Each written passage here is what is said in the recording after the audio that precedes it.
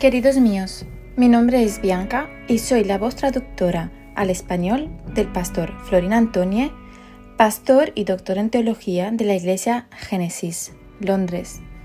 En su canal de YouTube, Génesis, podéis encontrar los sermones en el idioma original, rumano. Gracias y bienvenidos. Comenzamos.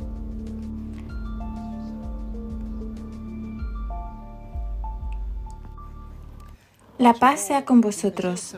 Que Dios os bendiga allí donde estéis. Estoy feliz y privilegiada de estar juntos, de estar esta bonita tarde de otoño, ahí donde podemos estar en comunión unos con otros y al mismo tiempo con nuestro Señor Jesucristo. Os doy la bienvenida a la Iglesia Génesis. Os invito a inclinarse con cariño y motivación, con voluntad, hacia la palabra de Dios. Porque juntos vamos a intentar entender hoy la aplicación práctica de lo que hablamos el domingo pasado, cuando comenzábamos con el famoso versículo de 1 Corintios 4:1, ahí donde se nos decía cómo debemos nosotros ser vistos, percibidos y mirados por todos aquellos que nos rodean, en concreto, como seguidores, siervos de Cristo y conocedores de sus misterios. En el momento oportuno hemos comenzado el camino hacia una nueva serie. Hablaremos acerca de los misterios del reino de Dios, las 7 parábolas de Mateo capítulo 13. Expliqué detalladamente cómo el Señor Jesucristo tuvo un punto de inflexión en su retórica, en el modo en el que Él presentó los aspectos divinos destinados al entendimiento de todo el mundo. ¿Os acordáis? La gente lo rechazó. Rechazó a Jesús porque no querían, no deseaban comunión con Él. Los fariseos y los escribas, los sabios de aquellos tiempos, por un lado lo rechazaron y por otro lado trataron de usar sus propias palabras en su contra. Nuestro Señor empezó a hablarles exclusivamente en parábolas. He aclarado muy bien el modo en el que, desde ese momento, todo lo que se ha dicho acerca de su reino han sido misterios ocultos, de tal modo que solo los elegidos podrán entenderlos.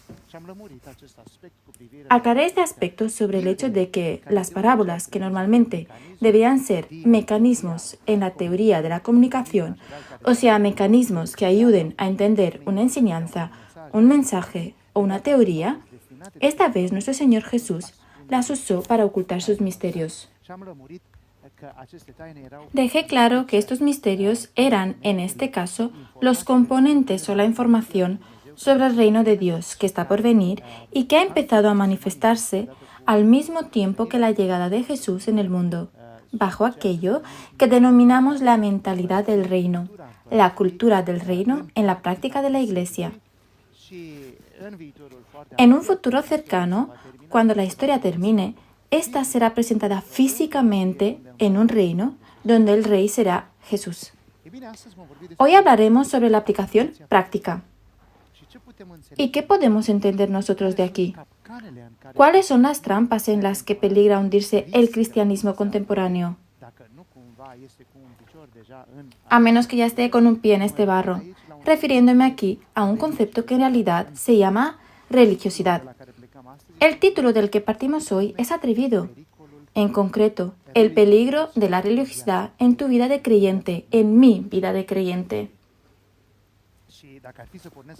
Si hoy tuviera que empezar con una pregunta, a lo mejor sería, ¿cuál es la prioridad fundamental en la vida de un creyente auténtico? Una pregunta que también deberías hacerte a ti mismo. Porque con esta respuesta tu vida como cristiano cobrará sentido. O justamente al contrario, se tornará oscura y girará sin control.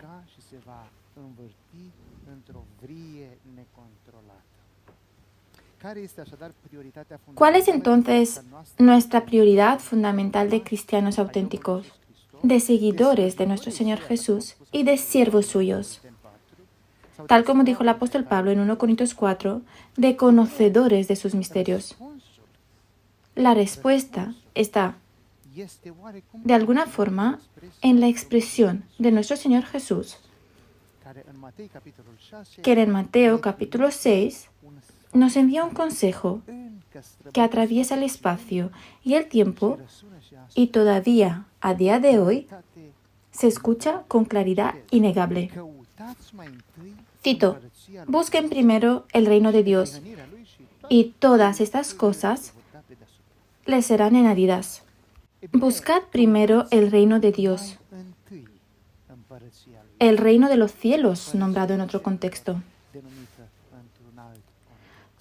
Todo se entrelaza con nuestro tema, con el macro sujeto que vamos a tener a partir de ahora a disposición, y es los misterios del reino, los elementos escondidos del reino de Dios.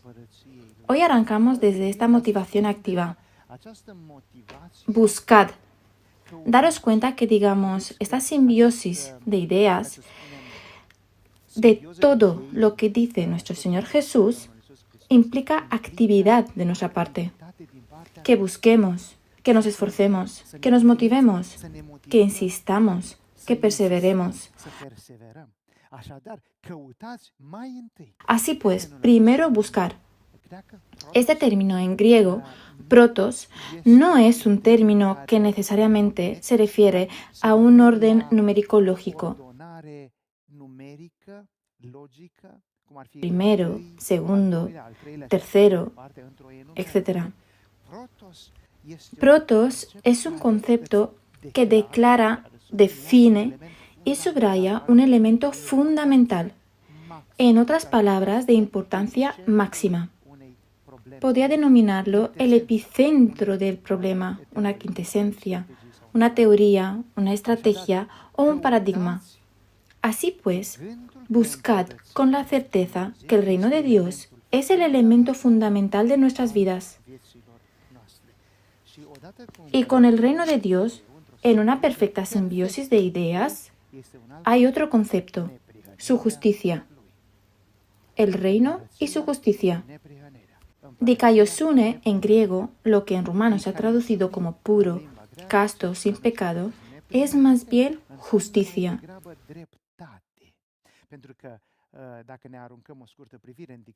Porque si miramos rápidamente sobre el diccionario, puro, casto, se reduce más bien como la inexistencia del pecado. El término griego es justicia o ajusticiamiento. Su significado es que tú has sido considerado apto. Bueno, has sido calificado. No te has calificado, sino que has sido calificado por Jesús. Así pues, deberíamos volver a la pregunta fundamental que debería preocuparnos y la cual debería recibir una respuesta práctica, no filosófica. Porque en sí aquí está la trampa de la cual hablaremos hoy. La religiosidad consiste en filosofar, no en practicar. El cristianismo instituido por nuestro Señor Jesucristo a través de este concepto precioso llamado el reino de Dios, la iglesia de Dios, el cuerpo de Cristo, ese visa la práctica, no la filosofía.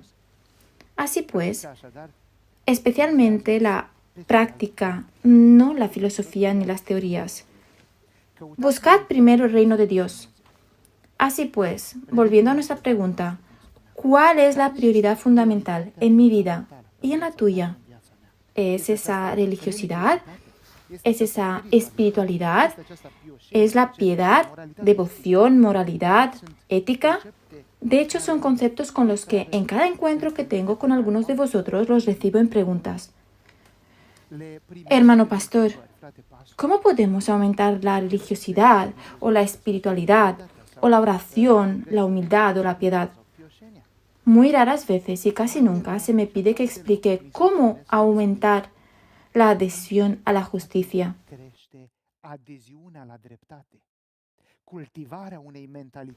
Cultivar una mentalidad de justicia.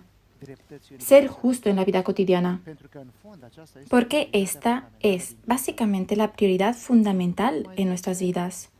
Y es por eso que cuando vino nuestro Señor, trajo al mundo el hermoso arte de la divinidad, llamado Reino de Dios, la Iglesia de Cristo, el cuerpo de Cristo, la llave, el fundamento, digamos el elemento primordial en torno al cual se han esbozado todos estos bellos conceptos que apuntan a la Iglesia. La Iglesia misma se basa en lo que llamamos justicia.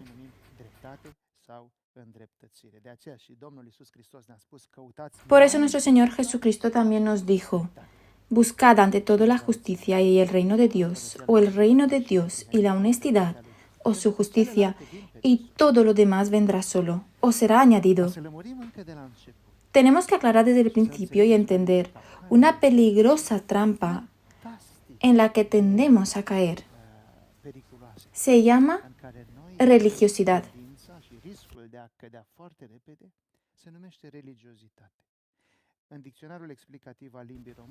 En el diccionario explicativo de la lengua rumana se traduce como un profundo sentimiento religioso de devoción, piedad y reflexión.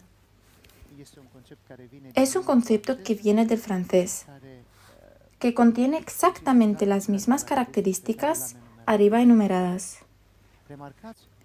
Pero prestad atención a un aspecto extraño, porque a primera vista podemos decir que la religiosidad es buena, porque necesitamos un sistema profundo de religión, de devoción, de piedad. Solo que la religiosidad no está necesariamente enmarcada en la divinidad, en el Dios de Israel, Abraham, Isaac y Jacob. Un budista puede ser religioso y sufrir de la religiosidad. Un musulmán y un hindú. Aunque te cueste creer, hasta un ateo. ¿Cómo puede ser eso?, podrías preguntarte. Porque la religiosidad es un sentimiento profundo de piedad, esmero, meditación o silencio que puede dirigirse a uno mismo. El momento en el que el hombre se inclina ante sí mismo y se coloca en el pedestal más alto. ¿Por qué pasan estas cosas?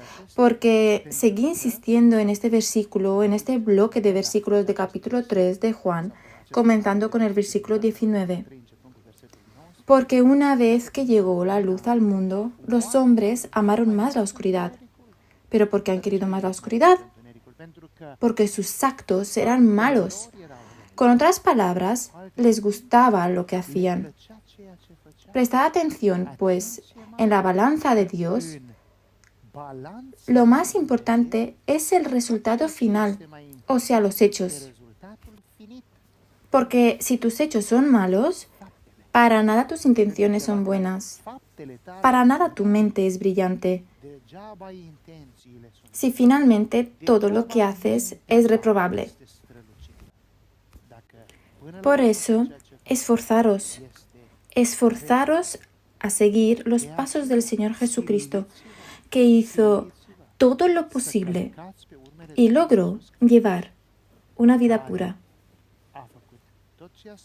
Por supuesto, aquí podríamos abrir otra discusión. No podremos vivir una vida perfecta simplemente porque estamos tan arraigados en el pecado, pero al menos esforzaros. Y bien queridos de nuestro Señor Jesús, ¿por qué hemos recordado estas cosas?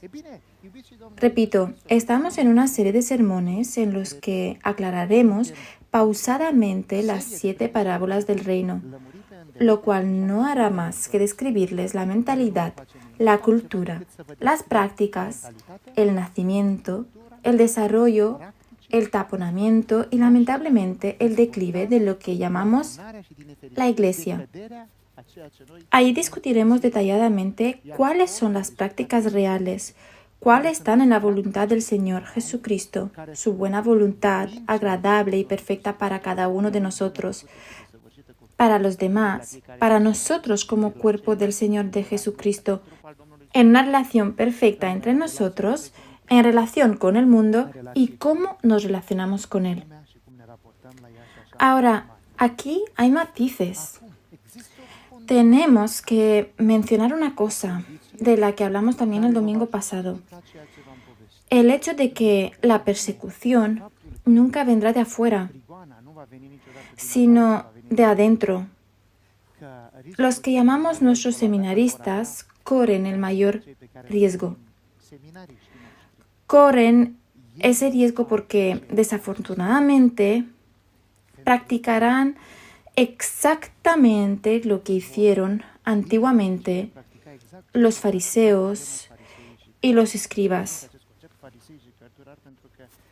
Recuerden este concepto, fariseos y escribas, porque de ello trataremos de ahora en adelante. Ahora, la condición para regresar a ser parte o miembro del reino de Dios está escrita por el mismo Señor Jesús en Mateo 5, versículo 20. Cito, «Porque os digo que si vuestra justicia no fuera mayor que la de los escribas y fariseos, no entraréis en el reino de los cielos».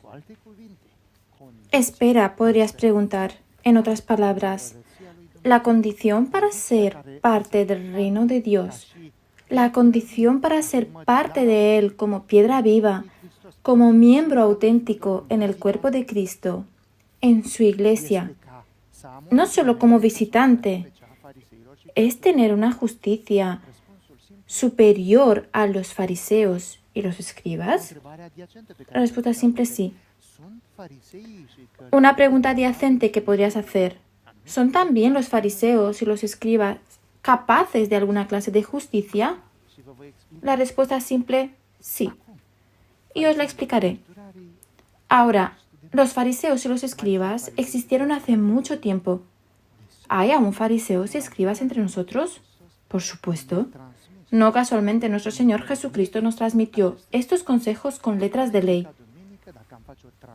Les expliqué el domingo que si tuviéramos que hacer una traducción del sistema de ese tiempo al sistema actual, ¿quiénes son estos fariseos y escribas?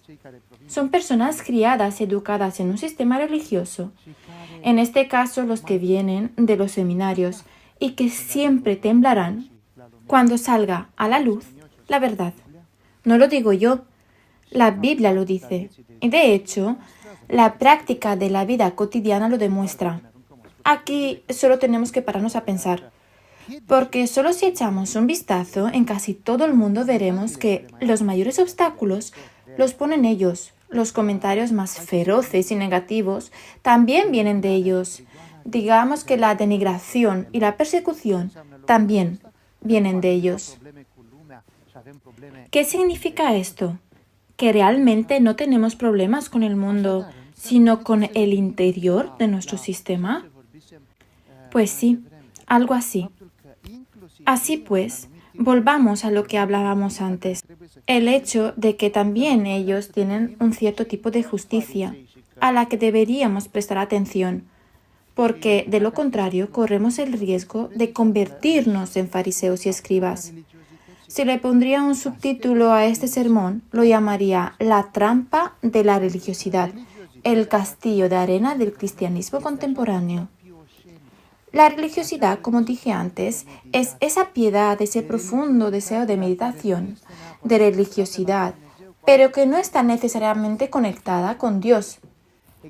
En otras palabras, queridos míos, para simplificar las cosas, existe el riesgo de que, sin darnos cuenta, terminemos en una situación triste y en un puesto de adorar a un Dios irreal, un Dios inventado, y repito, sin darnos cuenta.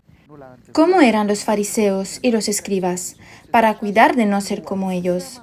No casualmente, nuestro Señor Jesús nos dice en Mateo 16,6, «Mirad, guardaos de la levadura de los fariseos y de los escribas». Mirad entonces 4 categorías. Las describiré brevemente y luego veremos en retrospectiva cómo podemos examinar nuestras vidas para identificar exactamente el mismo tipo de comportamientos y si lo identificamos, deberíamos descartarlo. Y luego, en retroversión, cómo podemos comportarnos claramente de acuerdo con las Escrituras, según la motivación dada por el Señor Jesucristo, según su voluntad y según la práctica real de la Iglesia.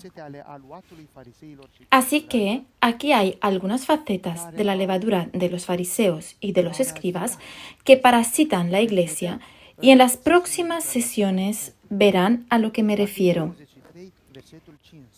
Mateo 23, con 15.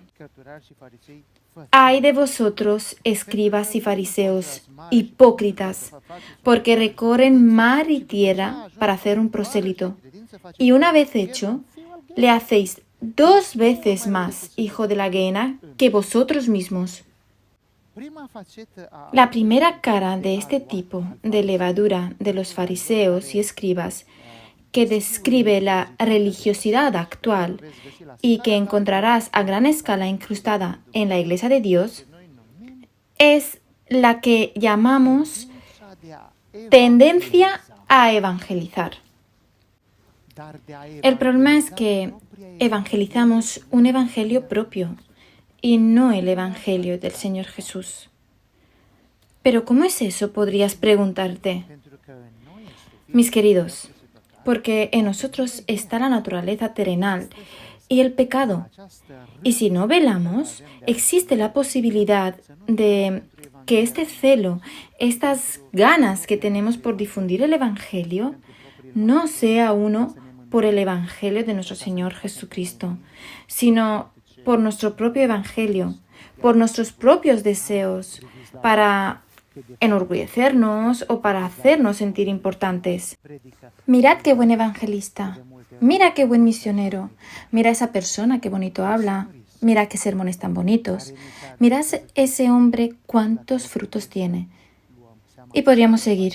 Es un riesgo que está dirigido a cada uno de nosotros y que debemos tener en cuenta porque los fariseos y los escribas, según el versículo 15 de Mateo 23, fueron excelentes evangelistas. De hecho, a nosotros nos pueden hacer avergonzar hoy en día. Ellos estaban listos para recorrer cielo y tierra por un solo compañero. ¿Cuántos de nosotros iríamos a los confines de la tierra hoy solo para evangelizar a un hombre? Por lo general, hoy nos gusta la comodidad, y si podemos hablar o evangelizar a miles de personas a la vez, mejor. Y está bien, ojalá y Dios quiera tener miles de personas a quienes evangelizar a la vez. Lo que aquí me interesa destacar es esta expresión de nuestro Señor Jesucristo.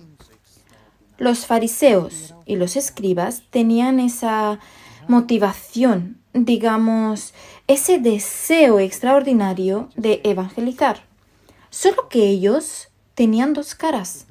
Eran, tal como dice el concepto griego, hipócritas. Decían una y hacían otra. Van a ver aquí que habían llegado a ser hermanos, compañeros en la fe. Pero su fe, la de los fariseos y de los escribas, se desvió porque hicieron de este hombre no un hijo del reino, sino un hijo de la gehenna. ¿Cómo es posible? Aquí tenéis que prestar atención porque es una historia corta, porque es posible que muchos de ustedes no estén familiarizados con este concepto. ¿Quiénes son realmente los fariseos? Porque si vais a leer en el Antiguo Testamento, no los vais a encontrar. Inmediatamente después de que el pueblo llega del exilio, después de regresar del exilio babilónico y mesopersano, regresan a la Tierra Santa llenos de la carga de las tradiciones, la carga de las costumbres, la carga de la religiosidad adoptada de los pueblos entre los cuales ellos también se desarrollaron. Pero en su deseo de volver a Dios, nace un grupo de personas que se han separado, se han apartado. De ahí está ese concepto de farisa o fariseo. Inicialmente han sido personas excepcionales que han hecho de la fe la prioridad de su vida y por lo tanto de las leyes de Dios la capodópera de sus vidas, solo que prestando atención solo superficialmente a la práctica de la ley en su esencia. Los fariseos y después los escribas a través de los grandes sacerdotes, han llegado a ser solo ejecutantes de la ley, ciegos y tediosos.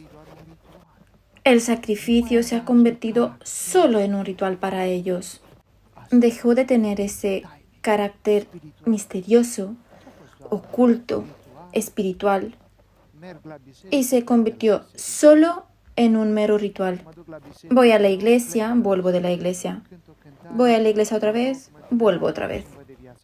Canto una canción, rezo, voy a casa y sigo con mi día a día. Una clase de santa tradición.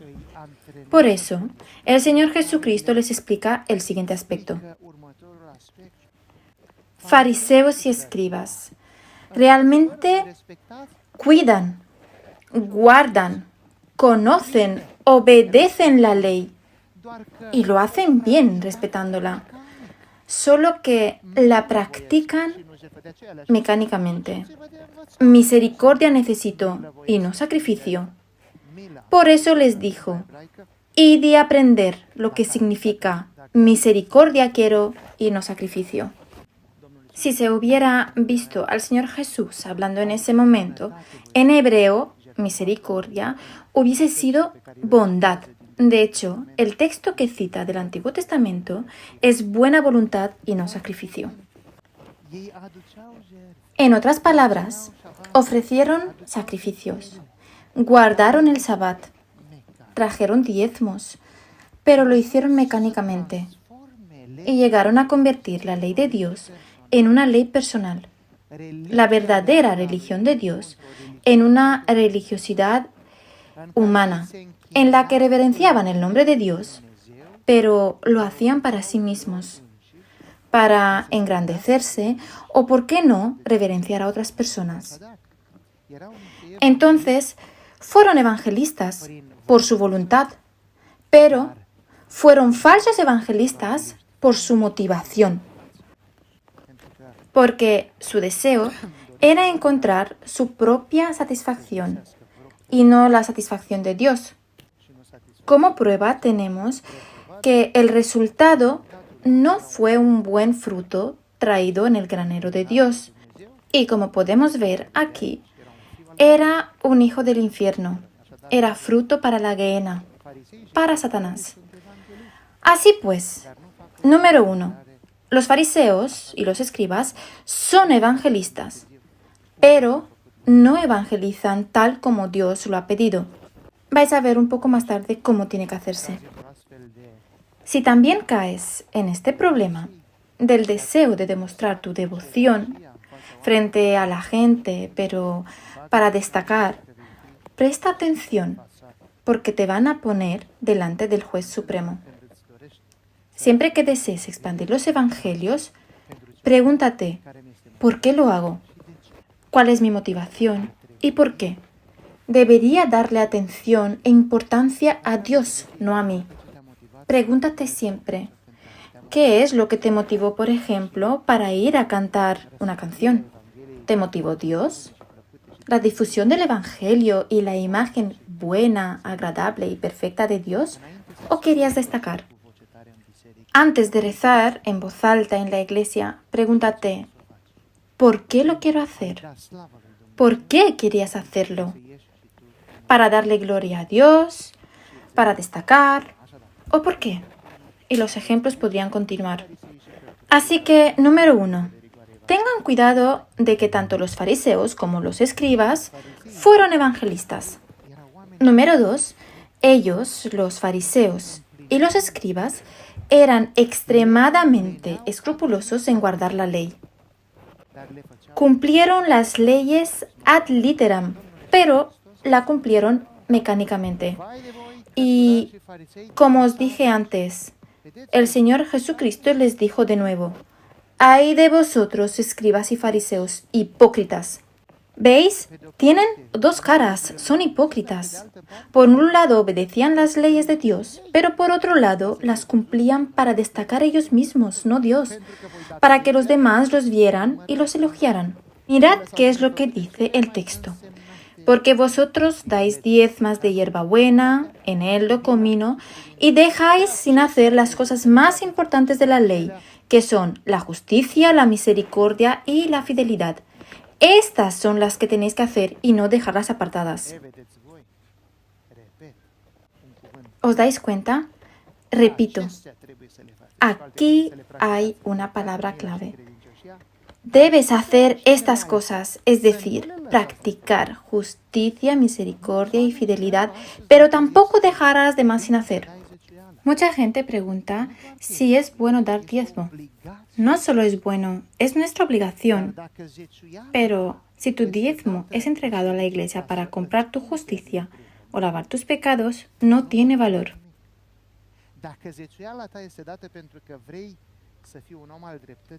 Si tu diezmo es dado porque quieres ser un hombre de justicia, porque eres un hombre de bondad, porque eres un hombre de fidelidad, entonces será bien recibido. Alguien me preguntó, ¿qué pasa si doy mi diezmo a las personas enfermas y no lo llevo a la iglesia? Mis queridos, eso no es diezmo. La 10ª parte conforme la ley, y son reglas firmes y claras y está escrito en la Biblia, va a la casa de Dios. Lo que llevas a los enfermos, a los ancianos, se llama donación voluntaria. Hay una gran diferencia entre estas dos cosas. Hay gente que no lo sabe y tal vez se ha hecho un lío porque no lo sabían y es comprensible porque son cosas legislativas y muy tupidas y hay que explicarlas bien. Los fariseos y los escribas sabían exactamente lo que tenían que hacer.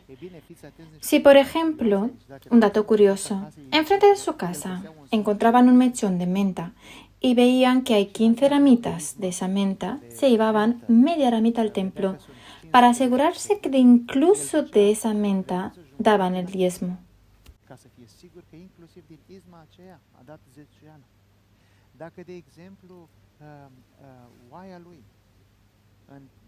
Si, por ejemplo, sus ovejas tenían 10 corderos al año, uno de ellos definitivamente iría al templo.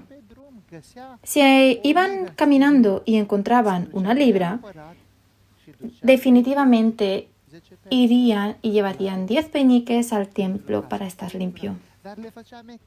Pero lo hacían mecánico. Todo lo hacían mecánico. Aquí está el problema que el Señor Jesucristo aborda y les dice, lo que están haciendo está bien, sigan haciéndolo, pero no es esta la prioridad. Todos estos aspectos deben emanar de un corazón de bondad, de un corazón de justicia, de un corazón que muestre pertenencia al cielo.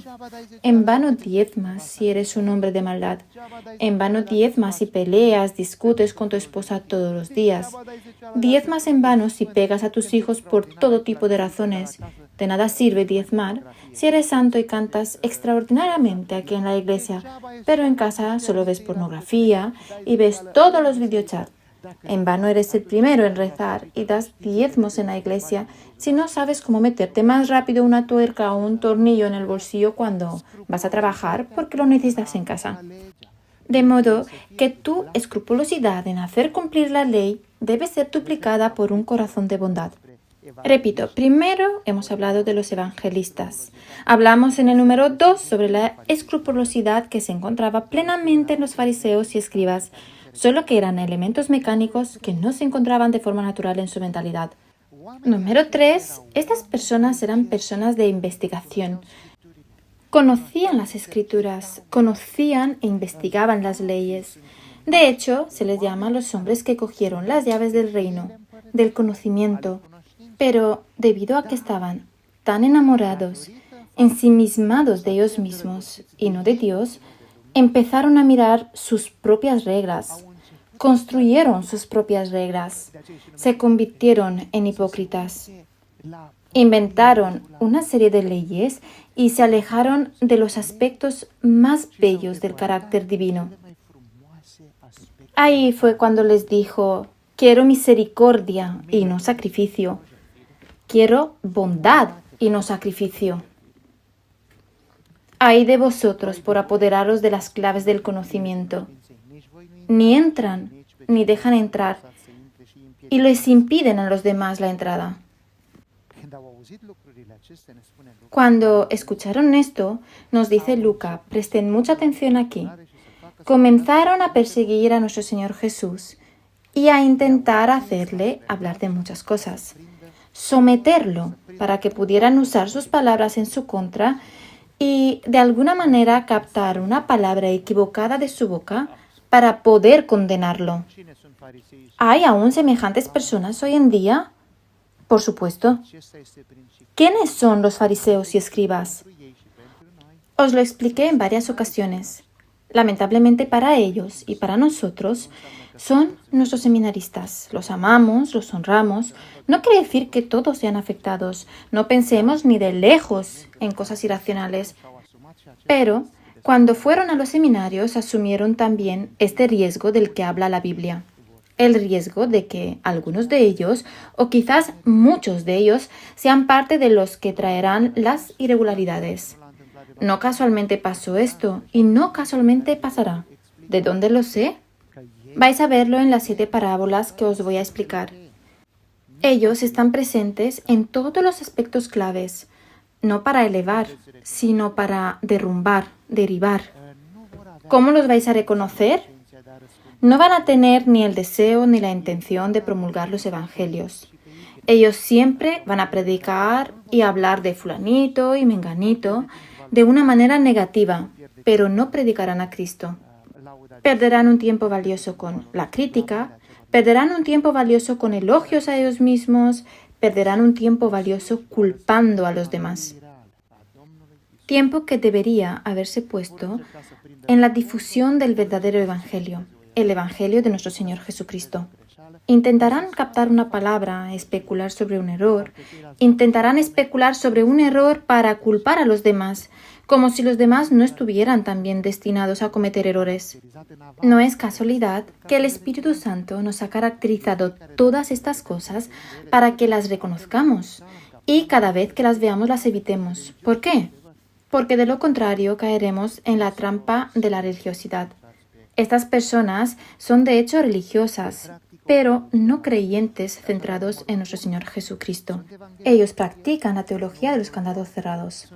Entonces, número 1, ellos son evangelistas. Número 2, son personas extremadamente escrupulosas.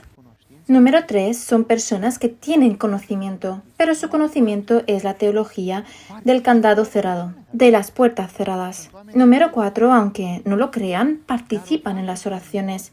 Son personas que rezan, pero lo hacen de una forma distorsionada. En Mateo 6,5, cito, «Cuando recéis, no seáis como los hipócritas, a quienes les gusta rezar de pie en las sinagogas y en las esquinas de las plazas para que los vea la gente». Entonces, mis queridos, la pregunta sería, ¿qué clase de persona eres? ¿Por qué os digo todo esto? ¿Para censurar a los fariseos y escribas modernos? Bajo ningún concepto. Digo estas cosas para que nosotros tengamos cuidado y no caer en estas mismas trampas.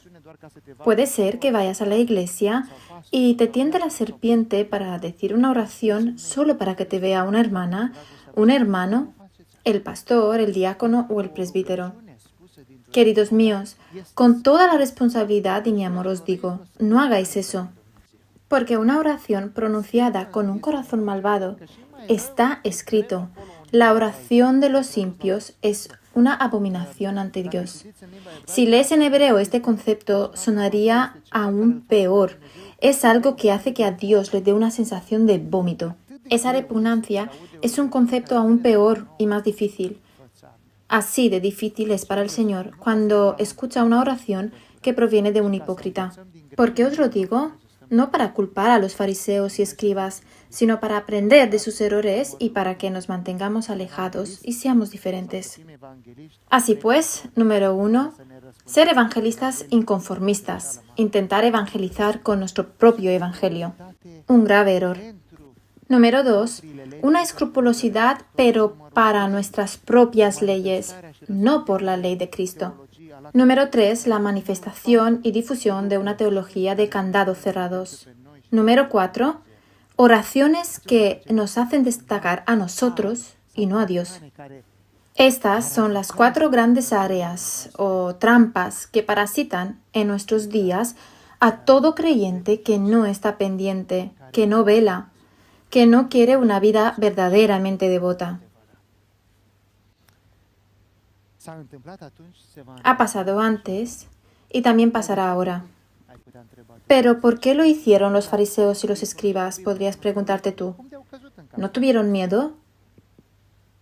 Conocían la Biblia y conocían las leyes. ¿Cómo es que cayeron en esta trampa? Tengan cuidado. Tenemos aquí otro subtítulo de sermón, aquí donde se puede mostrar cómo pensaban. Ellos no querían seguir a nuestro Señor Jesucristo. Pensaron que sería mejor atraer a nuestro Señor hacia ellos, en su trampa. Y vais a ver de dónde sé esto. ¿Por qué os digo esto? Porque aquí está ese nuevo subtítulo llamado Los fariseos, los escribas y el rabino. En esta clase de mentalidad podríamos caer nosotros también. Cuando tu vida es una vida de evangelismo personal, de evangelio personal. Evangelizas con el evangelio personal, no con el evangelio de Cristo. Cuando tu vida es escrupulosa para hacerte destacar. Cuando tu vida es de conocimiento, pero cierras el evangelio de Dios porque temes lo que pueda decir la gente. Cuando tu vida es una de oración que te traerá tu propia magnificación.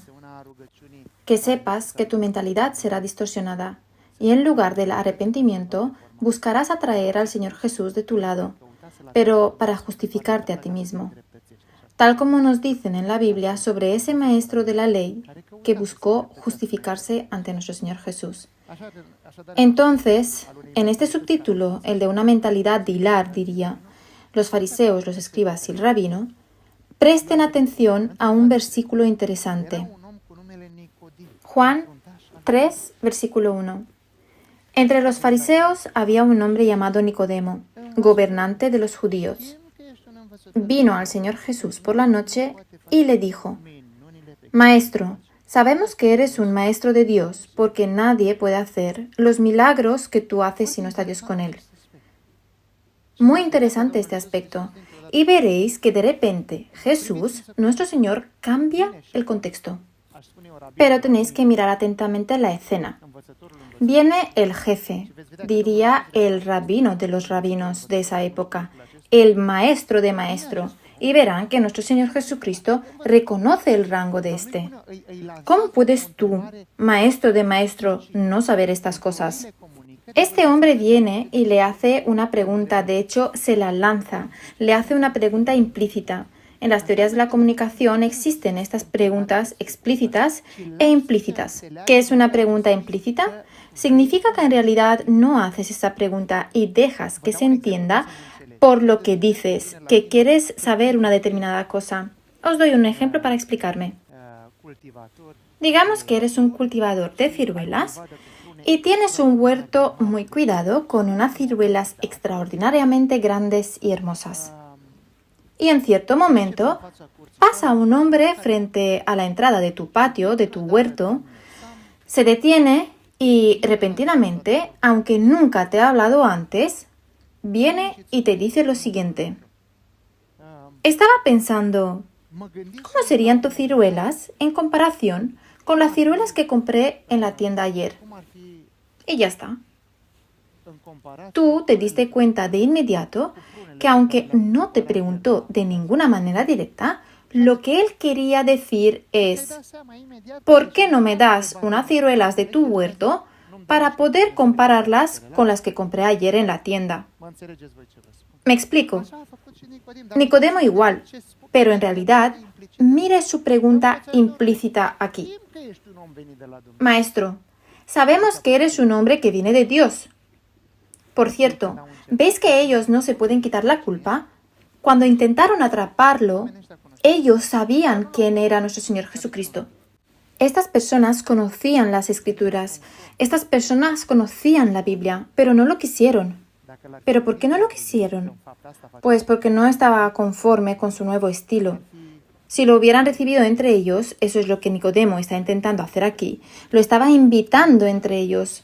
Jesús los habría bajado de los pedestales que ellos mismos se habían construido. Maestro, sabemos que eres, si no fuera Dios contigo. Sabemos que eres, en otras palabras, Maestro, ¿por qué no te unes a nosotros? Porque ya sabemos quién eres, qué eres. Cuidado con lo que nuestro Señor Jesucristo responde aquí, porque aquí nuevamente te das cuenta de esa pregunta implícita. Que en el momento en el que se comenta, digamos, sobre las ciruelas, el Señor Jesucristo le da la réplica. Como respuesta, Él le dijo, de cierto os digo que el que no nacerá de nuevo no puede ver el reino de Dios. De esa respuesta que el Señor Jesucristo le da a Nicodemo, realmente entendemos lo que quería Nicodemo. Maestro, ¿no te quieres unir a nosotros? Hemos creado un buen sistema. Ya no te perseguiremos, ya no te probaremos, ya no te persuadimos, hacemos las paces, hacemos un armisticio, un tratado de paz. Estas cosas son las que mejor manejan los judíos.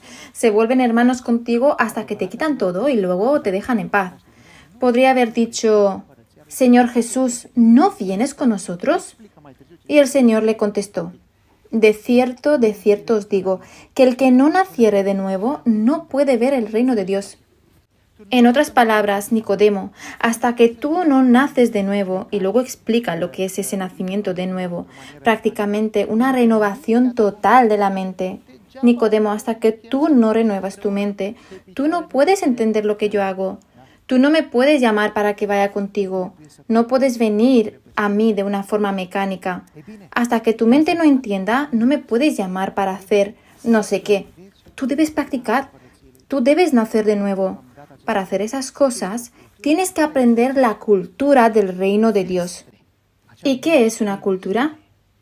La cultura es ese dote, esa herencia espiritual y cultural que conlleva en ella todos los valores, las tradiciones, la actitud, todo el comportamiento, todas las preferencias que tiene un pueblo, una sociedad o un grupo de individuos. Si hablamos del reino de Dios, también tiene una serie de valores, una serie de prácticas, una serie de mentalidades y una estructura que nosotros debemos de aprender. Esta cultura del reino no es una que salta a la vista. Este reino de Dios que nos ha sido revelado hace 2000 años, bajo el título de mentalidad, de cultura, de elemento de lógica de la mente, será en un dicho momento puesto en práctica, teniendo un rey en Jerusalén y todos nosotros sirviéndole. Hasta entonces, debemos seguirle a nivel espiritual. No es una cosa que puedas decir, mírala aquí o mírala allá. Se encuentra en cada uno de nosotros. Marco 12, Lucas 17, etc. Y bien, esta cultura del reino de Dios debemos practicarla todos los días. Pero no mecánicamente, porque eso hacían los fariseos y los escribas. No con el deseo de destacar nosotros, sino con el deseo de que destaque Dios. Podrías preguntar, ¿hay alguna solución aquí? ¿Podríamos conocer este reino de Dios? ¿Podemos conocer sus secretos?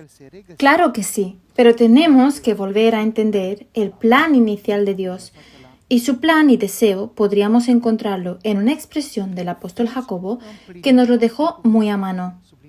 Jacobo 1. Cumplir la palabra. Esto es, subrayo, cumplir.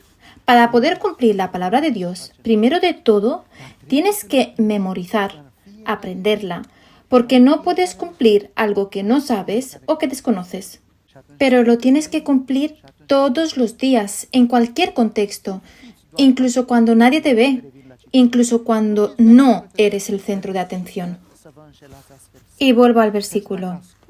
Pero no basta con oír el mensaje. Hay que ponerlo en práctica. Pues de lo contrario, os estaríais engañando a vosotros mismos. En cambio, el que no olvida lo que oye, sino que considera atentamente la ley perfecta, que es la ley que nos trae la libertad y que permanece firme, cumpliendo lo que ella dispone, será feliz en todo lo que haga. ¿Veis lo que tenemos aquí? Haz hechos que demuestran tu arrepentimiento. Haz hechos dignos de la ley de Cristo, la ley de liberación, la ley perfecta. ¿Cuál es? Podrías preguntarte. De hecho, aquí está el elemento que te va a encaminar hacia una buena práctica. Y cito.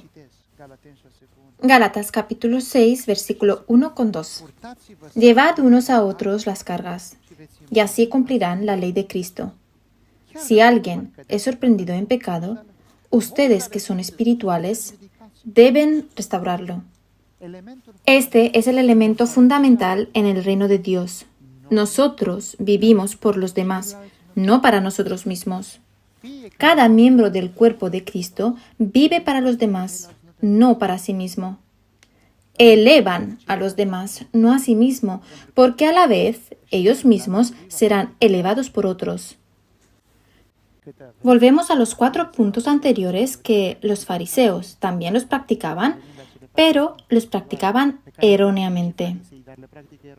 Siempre que seas un buen evangelista, pero para evangelizar el evangelio personal, que te magnifique a ti y no a Cristo. Mientras seas escrupuloso, pero esa escrupulosidad sea una mecánica a la que le falta la empatía hacia los demás, tú estás en el lado equivocado. Mientras tus conocimientos sean usados para cerrar el reino de Dios, porque lo que tú buscas es crecer personalmente, crecer tu estatus, destacar, cuidar el cuerpo personal, no el cuerpo de Cristo. Estás en el lado equivocado. Mientras tus oraciones o tu espiritualidad está orientada hacia ti, no hacia Cristo, estás en el lado equivocado. ¿Por qué digo esto?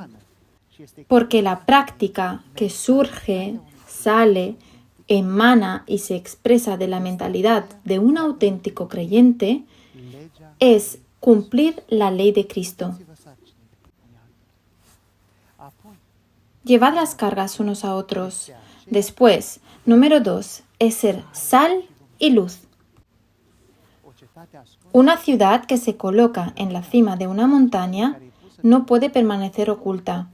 Todos la ven. Mateo 5, versículo 14.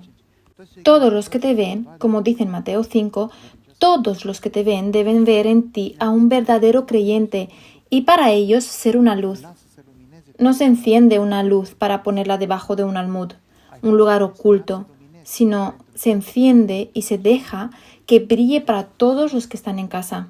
Has sido destinado para brillar, no para ti, sino para los demás. Sé sal. La sal.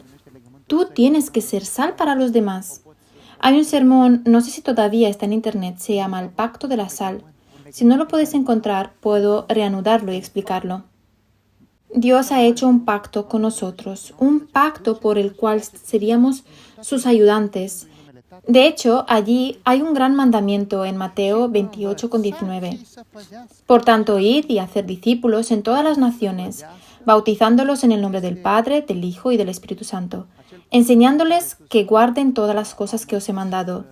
Ese guarda no es el concepto de, por ejemplo, encerrar un doblón de oro en un cofre.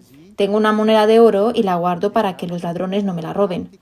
Ese guarda se traduciría poner en práctica ad literam el mandamiento que se les dio.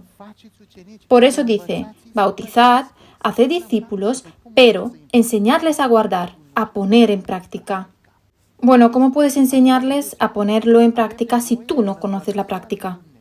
Entonces, ¿veis aquí? Necesitamos en el reino de Dios la práctica del reino. Y esta práctica se basa en el conocimiento, pero en el conocimiento de Dios y no en el que se han inventado los hombres. Se basa en el deseo de llevar y enseñar los evangelios hasta los confines del mundo. ¿Pero cómo? En la ley de Cristo. No como los fariseos y escribas, que también eran evangelistas. Ellos iban hasta los confines del mundo para encontrar un compañero de viaje, de fe, una fe errónea que llevaba hasta la gehenna. Era una fe que no llevaba al reino de Cristo. Enseñad todos mis mandatos. Yo estoy con vosotros todos los días hasta el final de los tiempos. No voy a estar con vosotros, no vendré de visita. Yo estoy con vosotros. Mis queridos, en nuestra conciencia individual y colectiva tiene que haber el siguiente aspecto. Jesús está con nosotros cada día está siempre entre nosotros y lo tenemos que honrar. Porque el reino, nosotros hablamos aquí sobre las parábolas del reino, no es otra cosa que la iglesia de nuestro Señor Jesús. Es de Él, no nuestra. Él es el amo, el soberano, Él es el propietario. Todo lo que pondremos en práctica es su voluntad y nuestro logro también es a través de su motivación. Hoy aprendimos la lección práctica de lo que comentamos el domingo pasado y a partir del próximo domingo sumergiremos nuestros pensamientos y miradas en las 7 parábolas. En resumen, les recuerdo que en el momento en el que empezaremos a exhibir las parábolas frente a ustedes, verán que delinean un panorama de la Iglesia. Básicamente, la evolución de la Iglesia desde que nació hasta el momento en el que será llevada a casa. Si estas parábolas se hubieran puesto en un orden completamente diferente al que están, no hubiéramos llegado a las conclusiones a las que hemos llegado. Estar ordenadas de la forma en la que las podemos encontrar en la Biblia, así como en la sincronización con las 7 iglesias a las que se dirige el apóstol Pablo en sus epístolas, y también estas 7 parábolas están en paralelo con las 7 cartas del Señor Jesucristo de Apocalipsis, los 3 primeros capítulos que también están dispuestos en un orden perfectamente lógico. Ahí te das cuenta que las consecuencias son demasiado grandes, si no fuera, para hablar del panorama de la historia de la Iglesia. Verás cosas que te van a fascinar, pero que también te traerán pensamientos no muy agradables. Te removerán y te molestarán porque verás una realidad difícil en la que la Iglesia nació y creció de forma natural hasta un cierto punto. Un punto donde dejó la mentalidad del mundo entrar.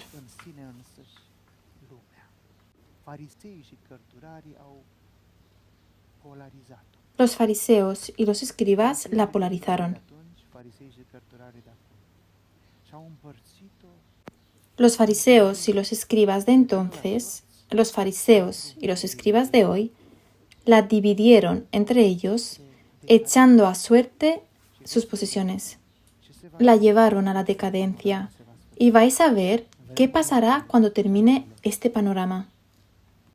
Nuestros tiempos de hoy en día. En resumen, hoy les he presentado el elemento práctico de los misterios del reino de Dios. Les expliqué el domingo por qué secretos. Porque los hombres amaron más las tinieblas que la luz. Sus actos eran malos y en lugar de buscar al Señor Jesucristo y pedirle ayuda, consejo y luz, tratamos de cambiar sus palabras para hacer de la ley de Cristo nuestra propia ley, una ley personal. Debido a estos aspectos, se nos tendieron unas trampas que hoy hemos desarrollado aquí. Es decir, una falsa actitud de evangelización, de difusión del Evangelio, una falsa escrupulosidad, una falsa acumulación de conocimiento que además cerrará el reino a los demás.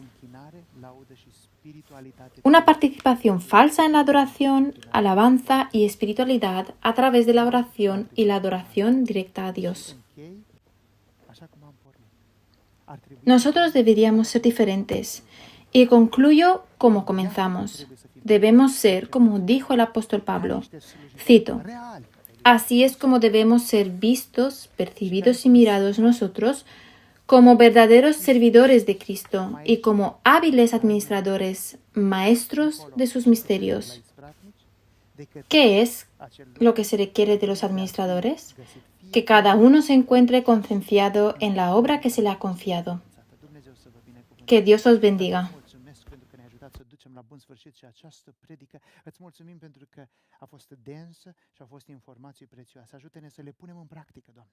Să nu rămânem doar filozofii acestei lumi. Să nu rămânem doar la statutul de învățați care nu pun în practică, ci din contră, viața noastră să debordeze, să abundeze, să transpară dintr-o viață de practicanți ai Evangheliei. Îți mulțumim pentru că ai fost cu noi, pentru că ești un Dumnezeu minunat.